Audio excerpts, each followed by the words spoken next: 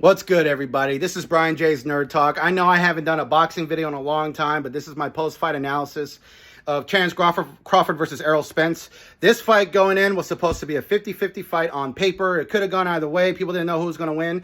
And Terence Crawford completely separated himself. He beat the shit out of Errol Spence Jr.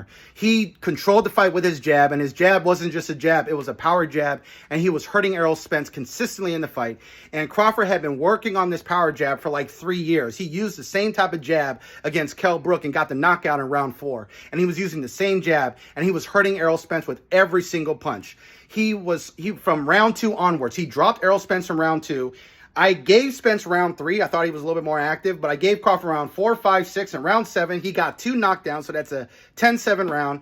Round 8, Crawford continued to beat the shit out of him. And then round 9, he really put it on Spence. He was beating the hell out of him, and the referee finally stopped the fight. And thank goodness, because these are my favorite fighters, and I do not want to see Errol Spence get completely brain damaged and knocked out and possibly die in the ring, because Crawford was going to kill him. He was beating the shit out of him, bro. He was whooping the shit out of him. And Errol Spence, I wanted to go home to his family and to his dad.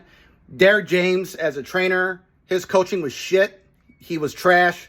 Everything he was saying to Spence was all wrong. Like, tell him, use the jab and fight. Use the jab, fight, come forward. Bro, like, you need to teach Spence actual defense and how to fight going backwards. Because when he was moving backwards and fighting going backwards, it was terrible. Because he doesn't know how to do that. Derek James as a trainer is overrated. How this dude got trainer of the year is crazy.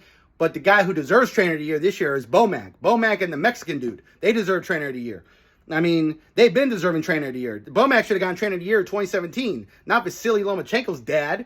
I mean, look at all these guys just getting destroyed by Crawford. And some of these guys are not even in the same weight class. I mean, Inoue he's probably going to become undisputed at 122. But as great as he is, I just don't see him being as dominant as Crawford right now. And so the rematch between Crawford and Spence might happen at 154, but I don't think it's going to be any different. I think Crawford's still going to beat the shit out of him. And then Crawford's probably going to knock out Jermell Charlo and become undisputed champion at 154 and then just retire. Like, I don't see Crawford doing as well at 160, 168. Maybe if he fought Canelo at a catch weight, Canelo's drained. Maybe. I don't know. But, man, bro, Crawford is just great. He is just a special fighter. He's an all-time great. If he retires undefeated or doesn't retire undefeated, he is easily one of the top 3 or top 5 best boxers of the 21st century so far. And these are my thoughts. This is Brian J's Nerd Talk. Shout out to the LDBC.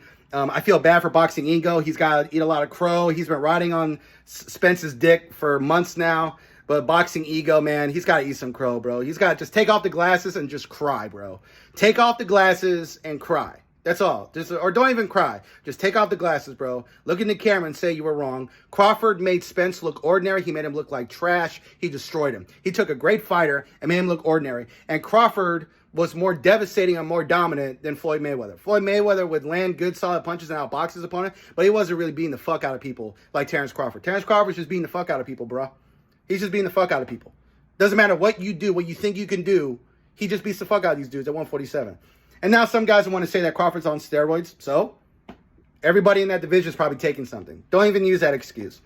Don't even use that. It is what it is. Brian J's Nerd Talk. Shout out to the LDBC. I feel bad for 78 Sports TV. Shout out to Coach Shelton Harrison. Shout out to everybody.